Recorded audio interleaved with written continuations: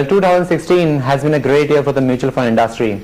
Post-March, we have seen consistently 8-month streak of positive net inflows for both equities, and in fact over the last few months even the debt mutual funds have been having a very good time. But let's remember, the start was not on a rosier note, the start was slightly shakier. But I think once the budget actually was being announced, the March saw actually very good inflows, and I think from April, once the first positive inflow number came, we haven't looked back. So overall that was 2016.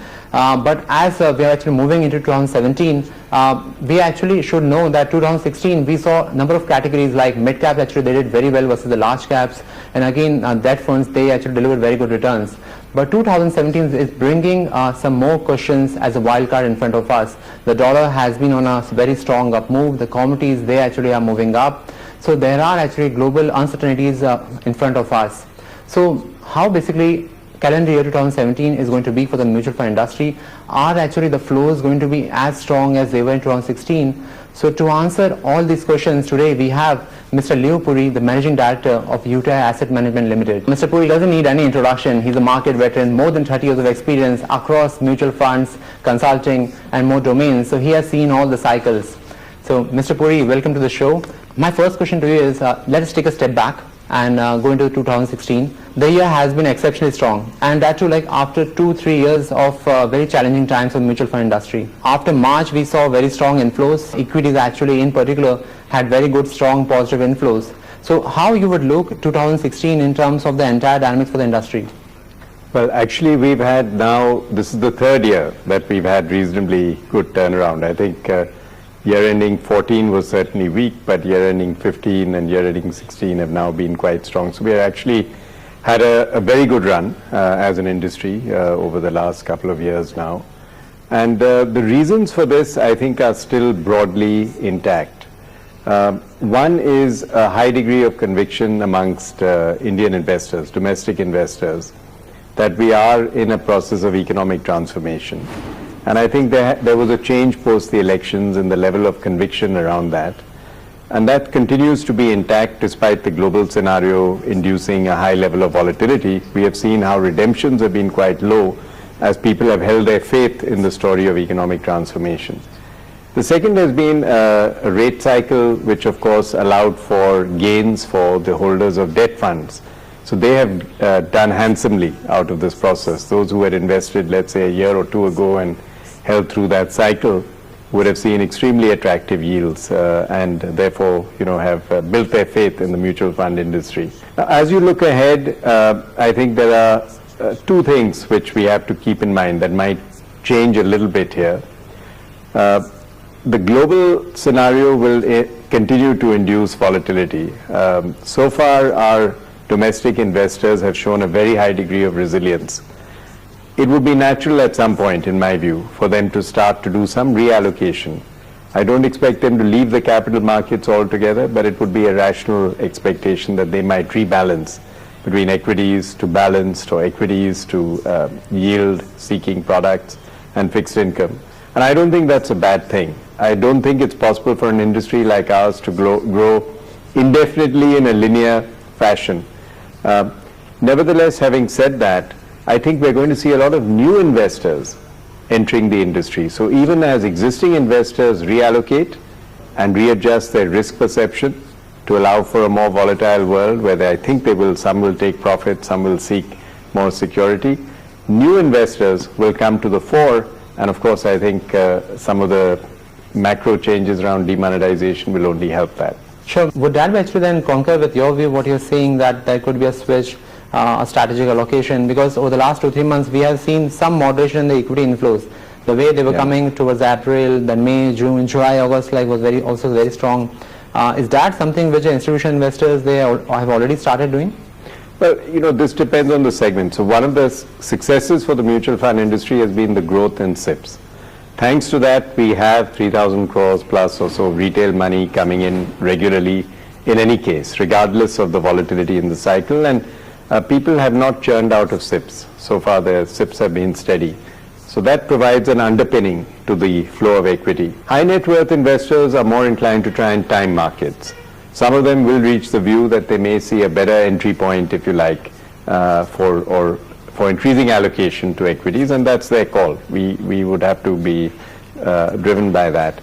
But at the end of the day, you're not seeing money leaving the capital markets broadly. As long as it stays, as long as it's a reallocation between equity, fixed income, and people who understand that you get a better yield from the mutual fund industry, debt or equity, than you would typically from leaving your money relatively passive in a savings bank account, or even as FD rates fall in an FD account.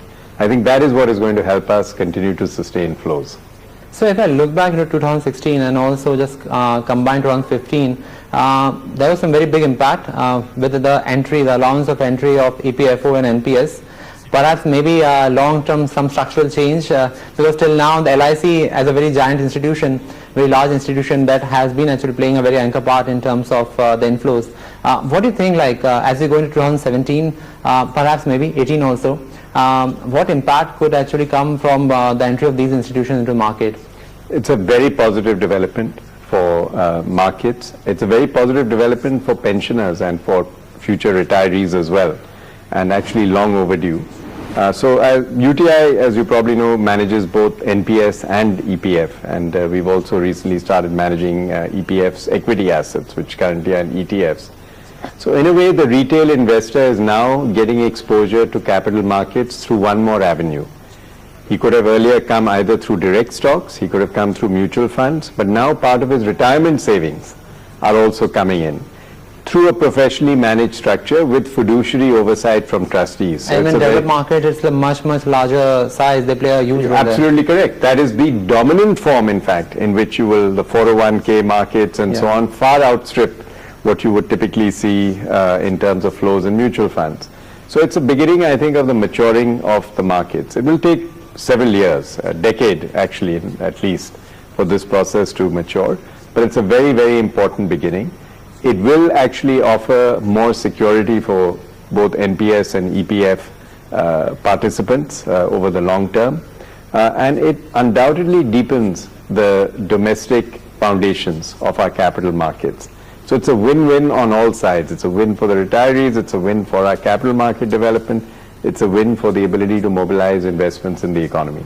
Sure. So do you think at present it's just the start, and perhaps because of the penetration in terms of the inflows which are coming from the NPS and EPFO, they're just only actually beginning to pick up? Yeah, EPF, I think they will increase their allocations and the corpus keeps growing. So that's a natural process, it will keep happening. According to you, like, what would be the next year roughly inflow coming from them? At the moment they have said they will hold it at 5%. Really, it's up to the trustees to decide. They have the capacity to go up to 15%, as you know, as per the government mandate, and they will decide based on their internal alignment when they want to do that. But I think they will do it in the near future. NPS is a very good product as well, but NPS needs to be sold to the unorganized sector and to people who are currently not actually covered by any form of social security or long-term retirement plan. And there has been a problem around the fees and the cost and so on, because these products do cost something to manufacture, to sell, to engage distributors. There's been some modest improvement in that. I think PFRDA will keep trying to improve the ability to position and sell that product. But it's again a product that has a great future. It's well designed, it's low cost, it's very simple to understand, and it's extremely well governed. So, you know, Mr. Puri, why actually I brought up the funds and the point is because a lot of concerns and the talks around the market is that the global institutional investors since the time we have been seeing the dollar rise, and we were approaching the December most expected, anticipated event of the Fed meeting. We have seen that some selling actually was happening on the equity side, on the debt market side, both in the emerging markets. So one of the concerns was that now FIs, basically the foreign investors, they actually have been providing the liquidity. So what basically happens if they start actually selling and withdrawing? So will the markets actually be able to struggle to find the levels? And that's why I was trying to ask you that how basically strong the domestic investors or institutional investors are right now in terms of offsetting this withdrawal for the time being, till the time institutional investors are actually basically switching between the allocations. Yeah, no, I would respond to that in two ways. One, I actually think the reallocation out of emerging markets and out of India in particular has been underway for some time now. Many people have switched to neutral weight on India within emerging markets and reduced weight to emerging markets. So by definition, even if India remains at neutral, it's still going to see outflows. A lot of that has happened. It's already to some extent discounted. Do I expect a big further shock in the absence of a collapse in our currency? I think it's unlikely. What are the risks to the currency? The risks to the currency are, of course, a rampant dollar at this point. 3 Fed rate hikes promised. Who knows what will happen? There was a concern that if our central bank were to drop rates fairly sharply, you might have seen a dip in our currency, an even bigger dip in our currency. I'm quite comforted by the fact that the RBI anticipated the global scenario and did not cut rates. It has been a house view, in fact, that the room for immediate rate cuts actually in India is quite limited. Unlike some in the market who continue to clamor for and expect near-term cuts in interest rates, we don't see the flexibility in the current macro environment to really be able to do that without jeopardizing our currency and therefore to some extent our macro stability. And India's macro stability has been the one shining feature which has separated us from all other emerging markets. The reason we are a sweet spot, 2 reasons: we believe we have a transformative economic agenda, and we believe that we have a fundamentally strong macroeconomic foundation. These 2 we can't afford to lose. Beyond that, the belief in stock picking, good companies, improvements in corporate governance, regardless of the noise you hear today, these are all things which are viewed as positive for India. So I'm not too concerned about sharp withdrawals. The domestic mutual funds are definitely going to continue to see funds coming in, and as you say, if nothing else, the pension sector will support that. But as I said earlier, we're going to see a whole new class of investors, I believe, over the next 12 months come in through the process kicked off by demonetization as well. Yeah, that's very interesting point. Let's talk more on that. Why actually do you think that demonetization, in fact, could be actually very good news for the mutual fund industry? The money that has come into the bank accounts, I don't buy the argument that this is simply laundered money which is going to go back into the black economy. It's all trackable, it's all monitorable now. For all the reasons I mentioned, people are kidding themselves if they think it's going to be easy to just recreate a black economy. It's much, much more difficult than you might realize.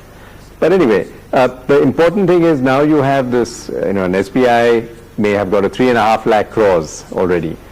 So we don't know how much will get taken out over time for normal ongoing cash needs. But this is currently in their CASA.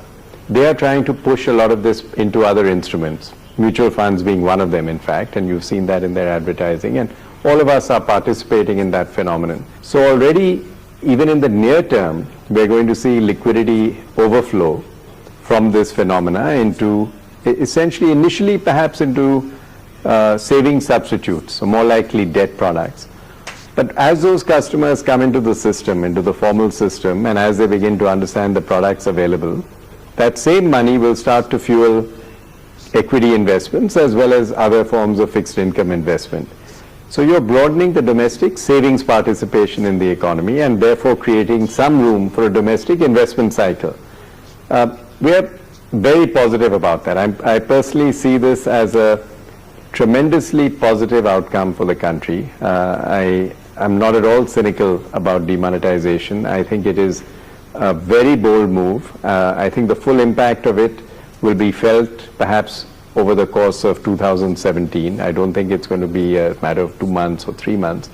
But when we look back at the end of 2017 at the kind of economy we've created, I think we will be very grateful for the fact that we did this tremendously transformative shift. And the pain is there. We have to do everything we can do to mitigate it, but it will have been pain well worth taking.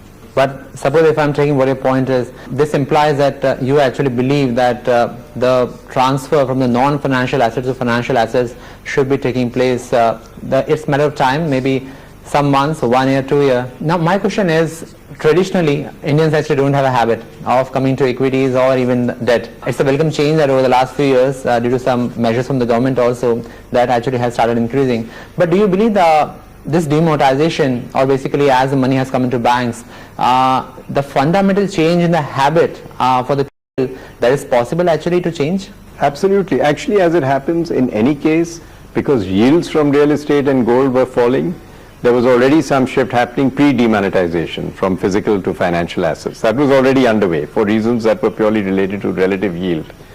Now, in addition to that, if real estate and gold are no longer able to be a store of value for black money, it becomes more and more difficult to do that, they lose a further element of their attraction.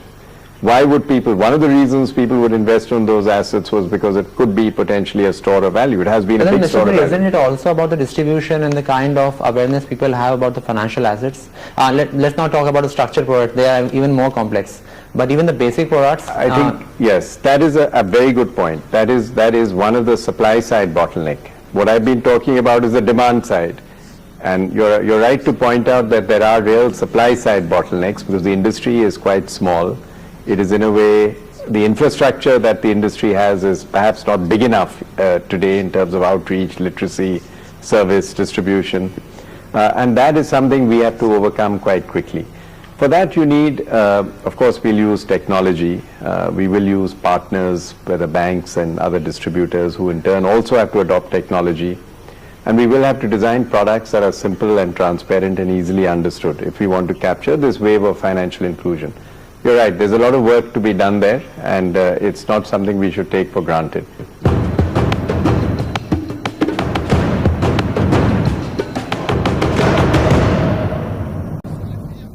Do you believe that the regulatory changes which have been ushered in over the last 2-3 years, they are all actually going towards that direction, and you basically think that the industry is going to benefit from them a lot? Because I've been hearing like different views. Recently we had a discussion, and along that, like there was a view that this is a very positive step. The regulations are actually moving towards basically boosting the participation in the financial assets, but also on the other side people are more concerned about whether it's actually going to hurt the distributors at the ground level.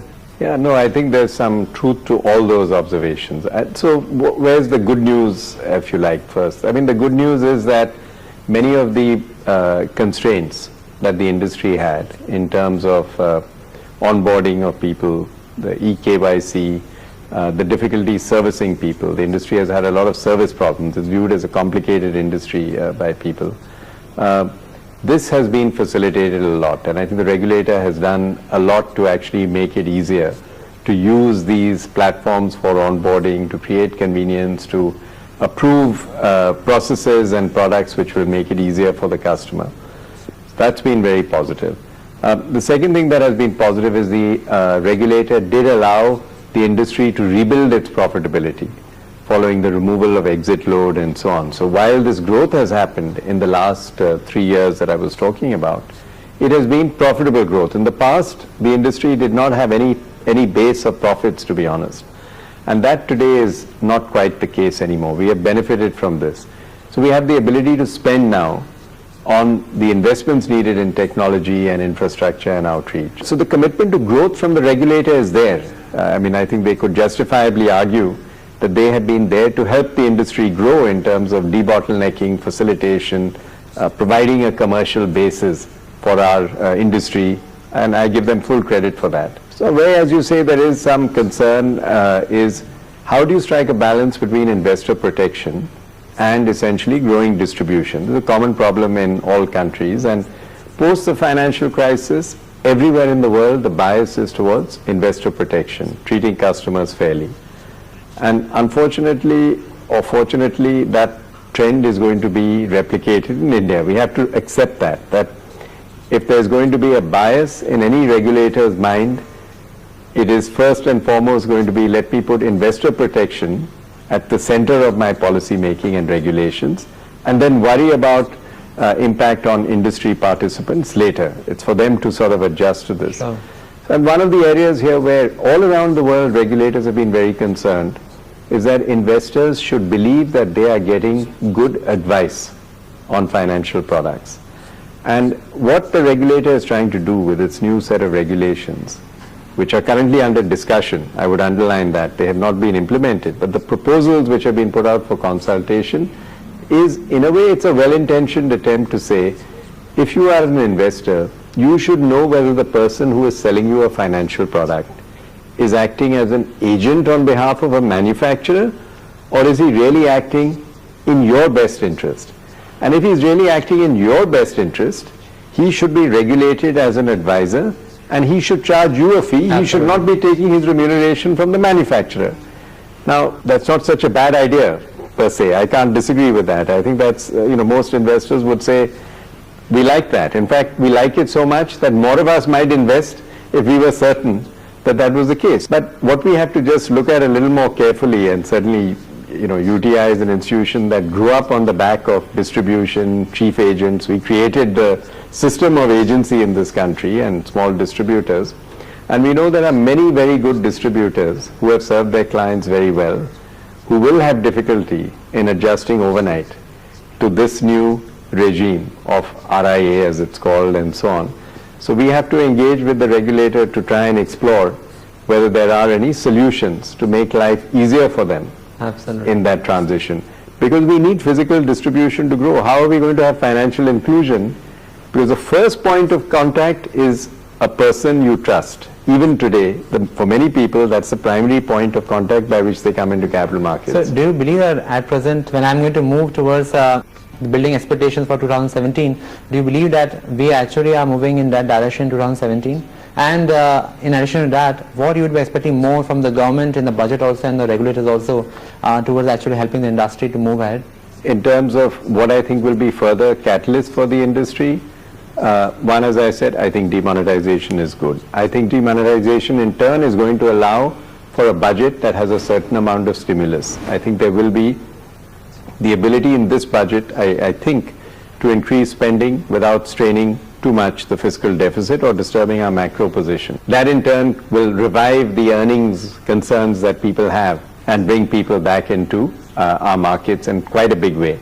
I also think that it's possible that as the global scenario settles down, we may once again be able to look at a rate cycle which will be positive for investors in terms of a decline. I don't expect that in the near term, but I think if the dollar and the US scenario settles down post-Trump, it's conceivable that we may once again revert to a downward cycle. Do you even believe that because Mr. Trump's policies are almost like for boosting infrastructure, usually those are like inflation leading in the very near term.